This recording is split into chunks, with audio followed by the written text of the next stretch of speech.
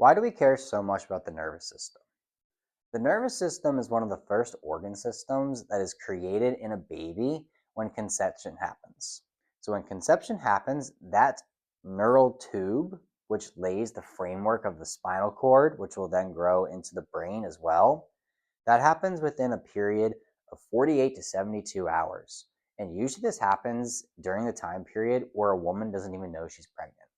The nervous system is responsible for constantly perceiving the internal and external environment 24/7, and any changes that have to happen are going to run through the nervous system, and that nervous system will coordinate all the behavior of the cells involved with making that change.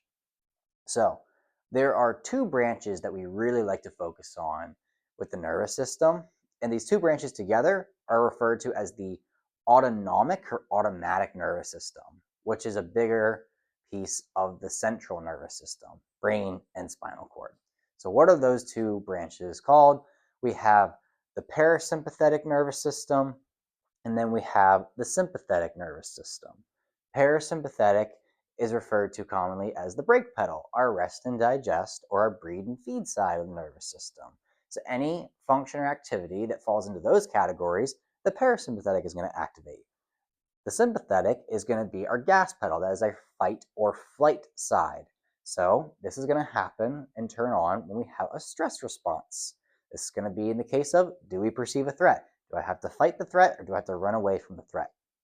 Now, we need both of these in order to live. So both are equally important. However, the gas pedal is a good place to visit. The brake pedal is a good place to stay. So what happens? When we experience stress, that's a good thing because stress pushes us outside of our comfort zone. And it's true, you don't grow inside your comfort zone, you grow outside of it. Now, when you are pushed out of your comfort zone, you're there for a little bit and then you come back to the comfort zone. That allows for good growth to happen. So that would be brief activation of the gas pedal followed by reactivation of the brake pedal. So we experienced the stressor, we came back, we healed from it, we grew from it, we got stronger from it. Working out is a great example of this. You work out, you tear your muscles down, you come back, you build them back up, you are now stronger. Now, if we experience too much stress, which can come in the form of physical traumas, chemical toxins, or emotional thoughts, all of which are going to encompass most of the stressors that we experience. We see too much of that either in a brief period of time or over a long period of time, then we're outside of the comfort zone for too long. We don't get that return to the brake pedal to grow from it because we're constantly stuck on the gas or stuck on that chronic stress response. Now we're not worried about growing anymore. Now we're worried about surviving and resisting and getting through that stressful response.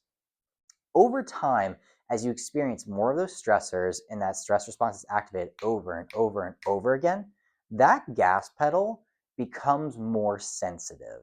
Now, the gas pedal or the sympathetic nervous system activates much easier and much faster. Similar to a button took 2 pounds of pressure to press down, now it only takes 1 pound of pressure to press down. When we're stuck on the gas pedal for too long, things like your gut, your hormones, your immune system are no longer going to be prioritized. And that's because you cannot be in growth and protection mode at the same time. If you're running away from a saber-toothed tiger, I'm not worried about digesting my lunch. If you're trying to escape some threatening scenario, you're not going to worry about growing a baby, which requires much balance and creation of hormones.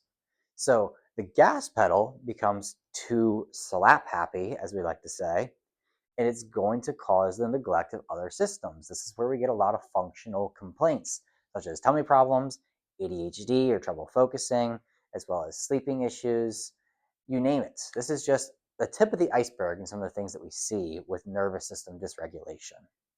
So what happens here with Flow Life Chiropractic is that we go through your story, we see a lot of patterns from your background, from your history, and then we use our scans to see how the nervous system is behaving. The nervous system scans show us what the sensory or the input side of your nervous system looks like. And when the input is bad, then that's going to lead to bad output.